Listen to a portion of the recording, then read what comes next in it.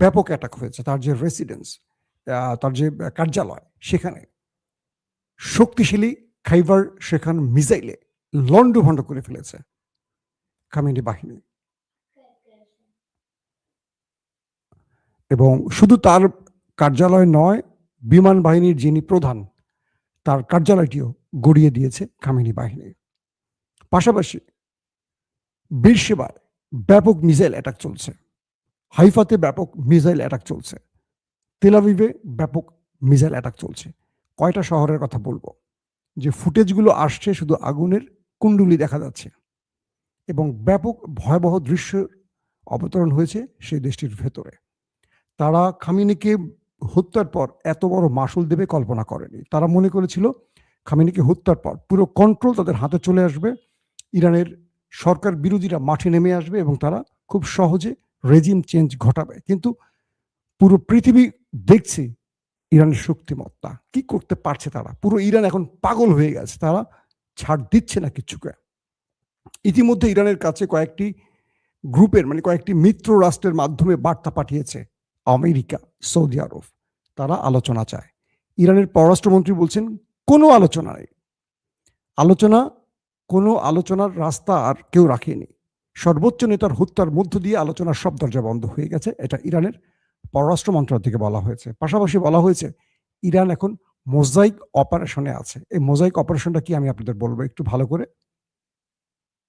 Sound কি ঠিক আছে? কেউ বলছেন ক্লিয়ার আসছে না, কেউ বলছেন ঠিক আছে, আমি আসলে বুঝতে পারছি না। যাক, কিছু করার নেই দর্শক, এই হঠাৎ করে লাইভের মধ্যে আমি যতটুকু পারি চেষ্টা করি আপনাদের, আমি পরবর্তী আপনাদের আবার ক্লিয়ার করার চেষ্টা করব। আমার টেকনিক্যাল টিম আসতেছে। এখন যেটা হলো, সৌদি আরব তারা বুঝতে পারছে যে তারা একটা ভুল ট্র্যাপে পা দিয়েছে। কারণ ইরান হঠাৎ করে সৌদি আরবের উপর এত বড় ধোলাই চালাবে এটা তারা বোঝে নাই।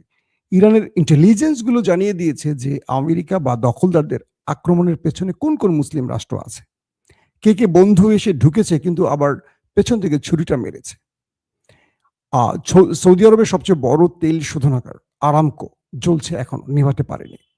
এতে করে তেলের দাম ঊর্ধ্বগতিতে উঠে গেছে। হরমুজ প্রণালীতে ব্যাপক অ্যাটাক চলছে, ইরান পুরো ক্লোজ করে দিয়েছে, যে ঢুকছে তাকে মারছে। তেলের দাম কয়েক গুণ বেড়ে গেছে। পুরো বিশ্ব এই মুহূর্তে অস্থির। পুরো একটা দেশ পুরো পৃথিবীকে নাচিয়ে ছাড়ছে।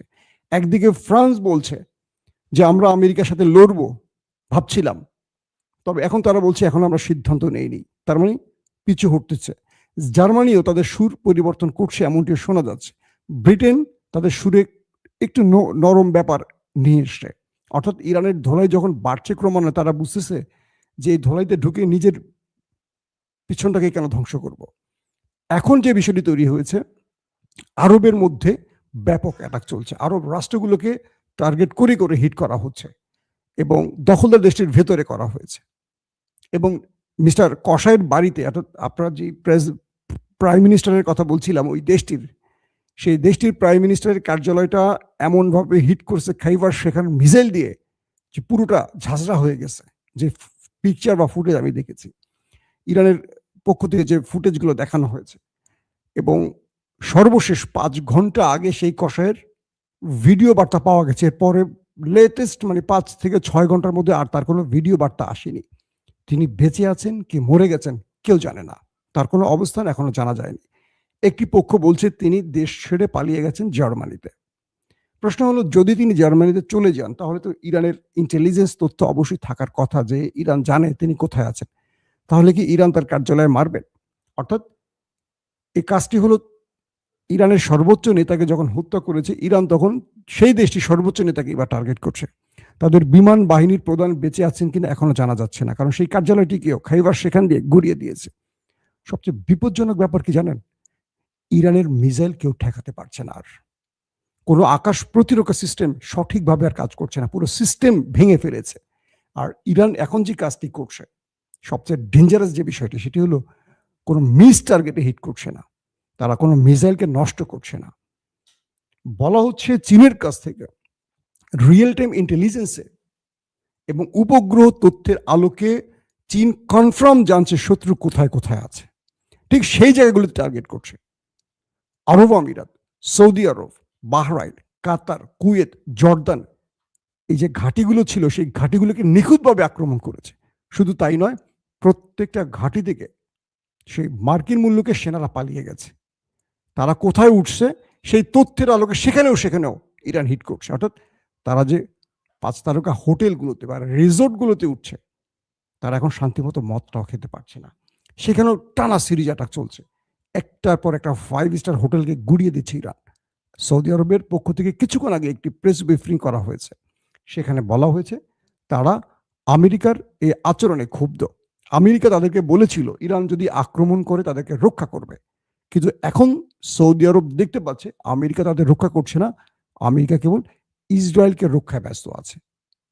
অর্থাৎ আমেরিকার বা আমেরিকাকে যে ঘাঁটিগুলো দিয়েছে মধ্যপ্রাচ্যে আরব রাষ্ট্রগুলো কেন দিয়েছিল ইরানের হাত থেকে বাঁচার জন্য বা শত্রুর হাত থেকে বাঁচার জন্য। সেই ঘাঁটিগুলোতে যখন ইরান সিরিজ 27 থেকে 28টা ঘাঁটিকে গুড়িয়ে দিল ইরান সিরিজ, তখন সৌদি আরব বুঝতে পেরেছে তারা ভুল বন্ধু চয়েস করেছে এবং তাদের নিরাপত্তা দিতে তারা ব্যর্থ। এখন তারা নিজের নিরাপত্তা নিয়ে তারা পালাচ্ছে। উল্টো সৌদি আরবের কর্তৃপক্ষ তাদের নিরাপত্তা দিচ্ছে, তাদের হোটেলগুলোতে আশ্রয় দিচ্ছে, কারণ সেই ঘাঁটিগুলি এখন জ্বলছে।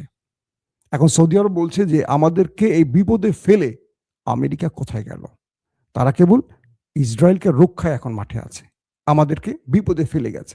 বলা হচ্ছে রাতে আরবের বন্ধুরা অর্থাৎ আরব লীগ বা সৌদি আরব সহ আরো যে আরব রাষ্ট্রগুলো আছে যারা আক্রান্ত হয়েছে তাদের জরুরি বৈঠক আছে, সেই বৈঠকে তারা সিদ্ধান্ত নেবে।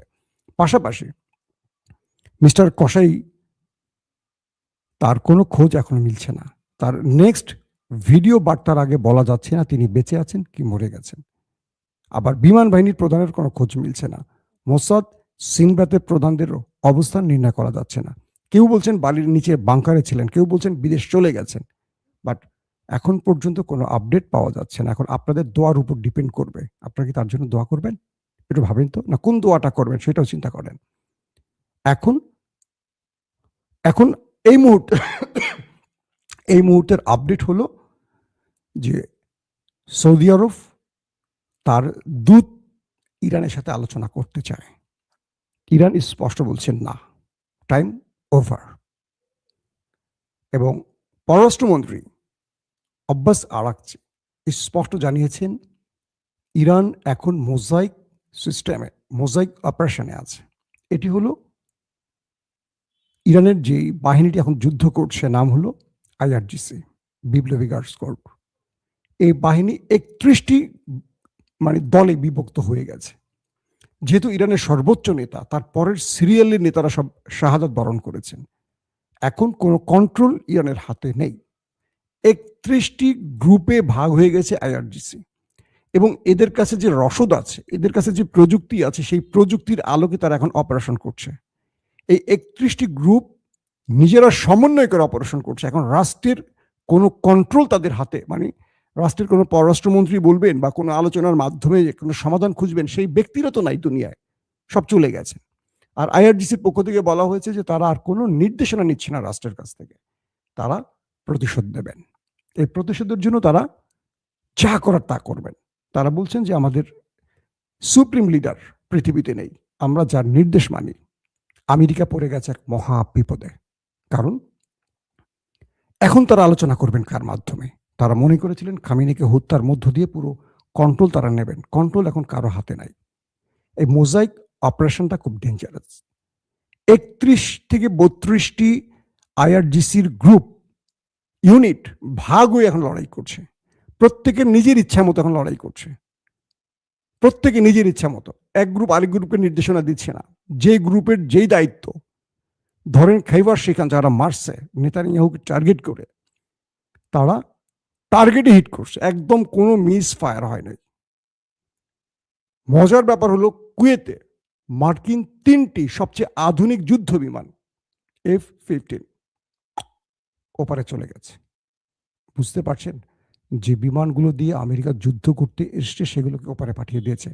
ইরান কোন খেলা খেলছে এবার বোঝার চেষ্টা করেন। ইরান যে যুদ্ধ বিমানগুলোকে ওপারে পাঠিয়েছে সেই বিমানগুলো এখন ইরানের টেরিটরির মধ্যে ঢুকতে ভয় পাচ্ছে। এর মধ্যেও তারা মিসাইল বা বিভিন্নভাবে নাতানজ পারমাণবিক কেন্দ্র হিট করছে, সেটা বেশ ক্ষতিগ্রস্ত হয়েছে শোনা গেছে। ইরানের মধ্যেও তারা ব্যাপক অ্যাটাক করছে, আর ইরান সেই অ্যাটাক আর গুনছে না। ইরানের পক্ষ থেকে বলা হয়েছে আপনারা রাজপথ আর মসজিদ ছাড়বেন না। লড়াইটা এখান থেকে শুরু হবে এবং এই লড়াইটা চলবে যতক্ষণ ইরান বন্ধ না করে। কারো মাধ্যমে কারো আলোচনায় আর ইরান চলবে না, কারণ সব দরজা বন্ধ করে দেওয়া হয়েছে, এটা ইরানের অভিযোগ। এই মুহূর্তে বড় বড় খবর আসতে শুরু করছে। দর্শক, আমি চাই আপনাদেরকে একটু নামাজে ফিরে যান, যেহেতু তারাবির নামাজ, রমজান মাস। আমি রাত 11টা-12টার মধ্যে আবারও ইনশাআল্লাহ আসবো। এর মধ্যে যদি আমার সিস্টেম আপডেট হয়ে যায়, আপনাদেরকে আরো ভালো তথ্য দেওয়ার চেষ্টা করব। ব্রেকিং খবর কিন্তু একটার পর একটা আসতে শুরু করছে। আরবের কান্না শোনা যাচ্ছে। আরব এখন ট্রাম্পকে ডাকছে, বাবা আসো। আর ট্রাম্প বলছে আগে নিজে বাঁচি, তোরে পরে দেখব। এই পরিস্থিতি চলছে। ধোলাই কিন্তু খামেনি বাহিনী ব্যাপক আকারে চালাচ্ছে। এরকম অ্যাটাক মধ্যপ্রাচ্য এর আগে কখনো দেখেনি। কারণ মধ্যপ্রাচ্যে যে মার্কিন ঘাঁটিগুলো তাদের রক্ষা করবে, সেই ঘাঁটিগুলো তো নাই। কি খেলা দেখাইল ইরান! আল্লাহ হাফেজ।